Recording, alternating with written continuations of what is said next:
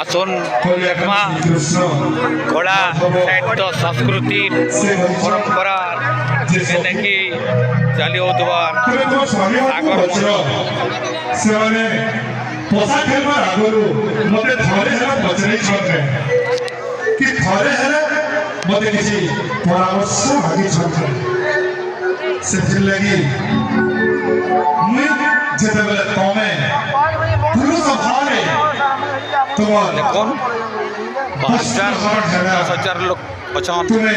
হাত ধরি রাখলো মতে ওরাকার সব কলাকার মানে সব কলাকার মানে করি কোটি বস্ত্র দেবার লাগি দেখমা আমার সাগর মন্থন সেই মাধব এটা সেই কৃষ্ণ পয়লা সেই